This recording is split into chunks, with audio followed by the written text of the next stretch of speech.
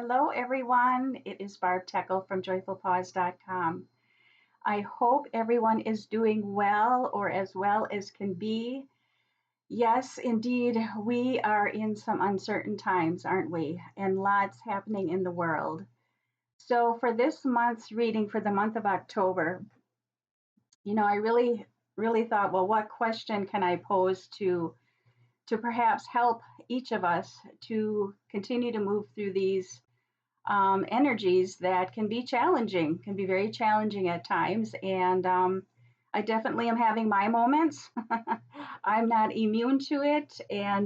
But I will say inner work has been really big for me, really since the beginning of September. But what I decided to do was ask the question, um, what is most helpful for all of us to know right now as we move through October? What is most helpful? And I'm not surprised at the cards that I did pull, that I'm going to share with you, because they're right on. And I think I just want to say first of all how complicated we sometimes can make life be, right? Not to say that some of the things we are going through aren't hard and difficult, but sometimes or oftentimes it's just really coming back to being with, what are we afraid of? I can definitely say for myself, some things that have come up, and I have to sit with myself and say, what is this about? And more often than not, it comes to the place of fear. Fear is coming up time and time and again. So um, I just felt like this reading is just spot on for that question, and I just feel a lot of us are needing a reminder of this. So I'm going to share right away the first card that I pulled. And then also, I have an animal card for each of you. Um, Again, you can pick card one, two, or three. You can be thinking about that right now. And that will be your personal message to go along with this overall message that I hope will be very helpful, um, and be beneficial for you as we move through the month of October. And I just have to say this, I'm just really feeling called to say this. I have this sticky note on my computer, and I feel it goes with this message. Something that came to me in a meditation was I heard this anchor in and connect in. So I have this meditation I take myself through. I can go through it rather quickly now because I know it so well, but I anchor in my energy down into the earth, and really find something in the earth to anchor into. And then I also connect in by connecting with the divine, cosmos, the planets, the stars, all of that that is trying to help us, and that is supporting us as well. So it's kind of my motto right now is when I'm feeling off center, is I remind myself to anchor in and connect in, anchor in and connect in. So how, what is the most helpful for us to know as we move through the month of October? And I worked with a different deck today. This is called the Enchanted Map by Colette Baron-Reid. That one just really called to me because I just feel like we're on this path that has many twists and turns, and we're not quite sure of, where, what this map looks like because we're in our uncharted territory. So the card that I pulled is Magic Prayer. And I just had to smile when I pulled this card. What is most helpful for us as we move through October? And prayer really is, it doesn't literally have to be prayer, but if that is what it is for you, then do that. I've made a commitment to myself at least through the end of this year to meditate every day as we continue to go through this uncertainty. And sometimes, honestly, it's 5 minutes. Sometimes it's a half hour. I'm just really trying to tune into how I feel each day and just allow myself, I'm trying not to put a timer on, I set some music, and then when I feel ready to come out of that, I do. I know not everybody has that option of doing that. Sometimes, you've got places to go and things to do. So, setting a timer is just as good as well. But any type of meditation, maybe that's prayer for you, maybe that's sitting with a favorite book that has been helpful for you, just opening to a page and narrowing in on a passage that may speak to you and just being with that for comfort and for clarity. Maybe it's pulling oracle cards for you. That's something I'm also doing is after my meditation, I'm pulling oracle cards and journaling. It's been very, very, very helpful. So magic prayer really, again, is anything. It can be meditation. It can just be sitting in the quiet and in stillness. It can be, I love to sit out on my deck. Maybe you can sit out on your deck and just let the wind blow against your face, listen for the sounds of the birds, and just tune in to what nature has to share with you. That to me is so calming, and just brings me a lot of peace as well. So that might be a suggestion. But magic prayer is just, again, it's going back to, I'm being called back to the anchor in and connect in note on my computer. That's what prayer is anchoring in to the support of Mother Earth, connecting in to the divine, however you define that, whatever that looks like for you, but connecting into that at least 5 minutes each day, right? I think we can get so caught up in our busy schedules, we sometimes forget to do that. But I just think it's really, really important right now. And that is what is going to help us as we continue to move through these uncertain times, because things can trigger us, things can upset us, and then we can, at times find ourselves spiraling out of control, in our mind trying to figure things out, which our mind can't. It's good for a lot of other things, but connecting in, anchoring in, being in quiet with your heart and listening is what truly helps. So I pulled another card to go with the magic prayer, and this is the miniature version I just got of Wisdom of the Oracle. Isn't it absolutely darling? I wanted to be able to carry this in my purse, and because I love everything Oracle cards. They've really helped me so much in my life, and I just like having this little deck as, okay, I'm struggling with something. Maybe I can just quick pull a card, and that often helps recenter me again. So I love this card to go along with Magic Prayer, which is Between Worlds. Now, I just have to say, it's interesting, these two cards I pulled, because I did a fundraiser event September 21st for a local nonprofit where we raised some money for dogs in needs. And this theme of what I'm sharing with you today actually came up quite a bit in the readings that I did during that fundraiser as well. And Between Worlds, I know, came up at least twice. And then also just remembering, how important it is to connect in with ourselves. But Between Worlds is really what this is about. When we think of, this is from the Enchanted map and these uncertain times that we're moving through, we don't necessarily know where we're going. And sometimes we can be afraid to take a step because we don't know where we're going.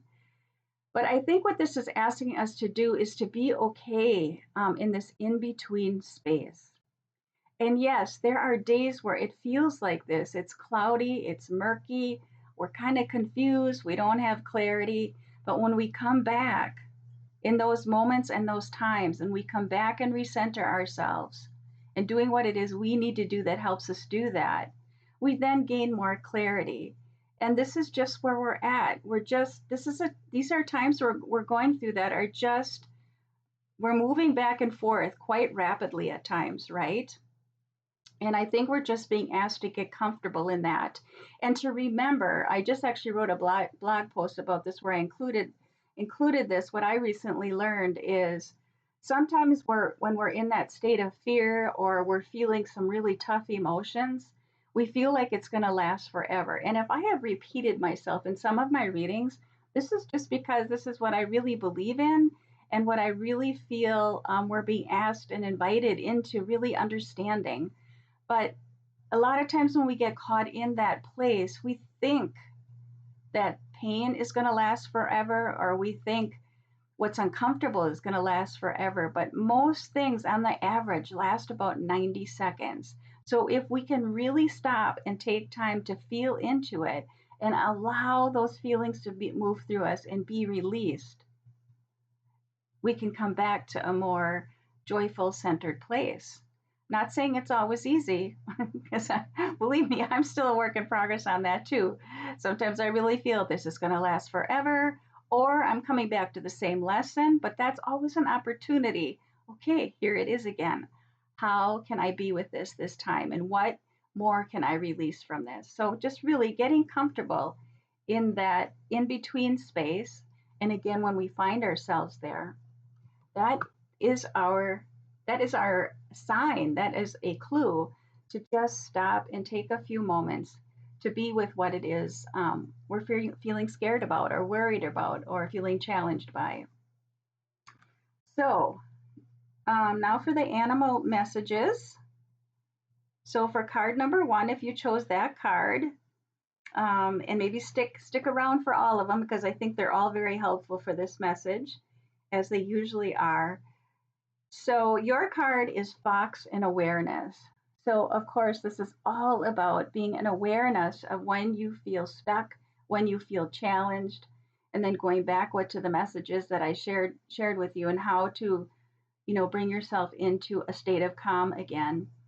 And also, what I love about Fox, which speaks to the between worlds, and I just realized the other day, from a group that I'm part of, where they were talking, a lot of people were seeing Fox or seeing Fox symbolism in some way, shape, or form. And I sat with that, like, what does Fox mean for me? And I realized how, so Fox, you see them either in early dusk, early in the morning, or just before it's getting dark at night, right? They are living in those in between spaces. And I thought about that for myself, and I thought, I really love the mornings, and then I also really love when it comes to early evenings. So I feel like I'm part Fox in that way. And it's interesting because I know I'm going off track a little bit here, but I have Fox decorations in my bathroom. So yeah, there's something with Fox in me. But for Fox, I really see Fox as awareness, and being and aware of when you are in that murky state and there isn't clarity, what it is you need to do to bring yourself back into that more colorful, joyful, calm place.